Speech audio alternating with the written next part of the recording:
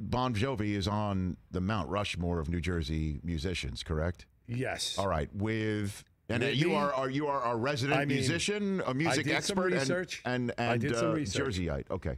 Whitney, Sinatra, Bon Jovi, Springsteen. Then that's 4.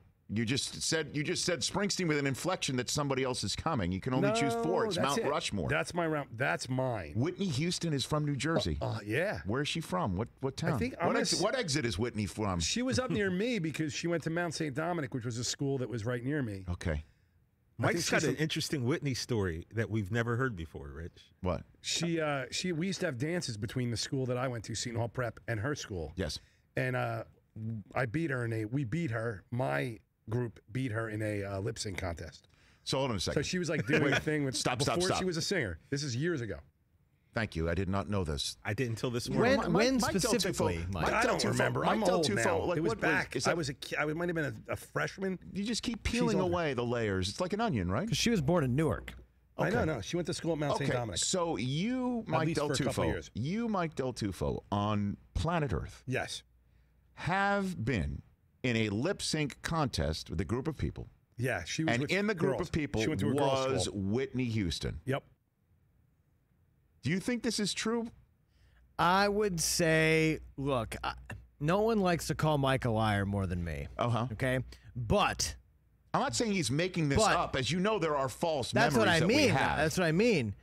Like, That's why I'm trying to find. I'm trying to find that. 100%. Yeah. Yeah, you're right. She attended Mount St. Dominic, a Catholic girls' school in Caldwell. She graduated in 1981. When did you graduate high school? 84. And I went to 80 was when I went to. I was a freshman. Yeah, I'm telling you, I was a freshman when we competed. So I feel like this probably is true. And that's when lip syncing was big back then. Whitney hits it big, and you recall, hey.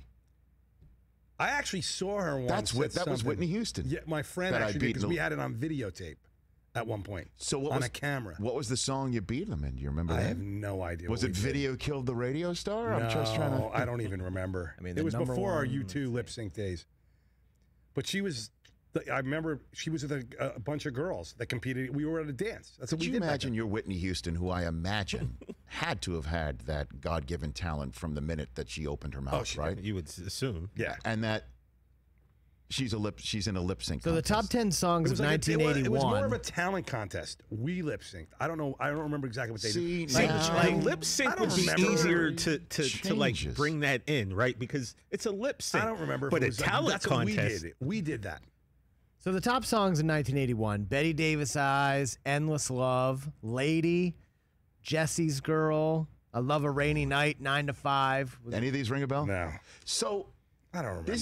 This is why I do this show for stories like this. And this is why I do this for a living, is I ask the right questions and follow-up questions to get to the heart of the story.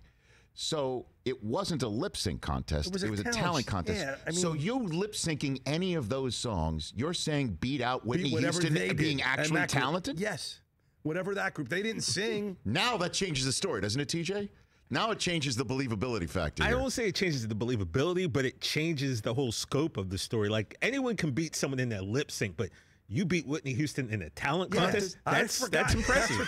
That's impressive. That's a lot. Yeah, thank you, nice, man. I'm impressed. TJ's too nice. He's too nice. You guys, I mean, look, I've known Mike as long as we have. I've got some wild stories myself, so far be it for me to sit here and go, Mike, I don't believe you. I'm going to take him at his word. From you, I find them, like a fresh bouquet. From him, I have to check the expiration date. It's just because I get excited. Expired. My mother always said expired. My believability was always based on my excitability.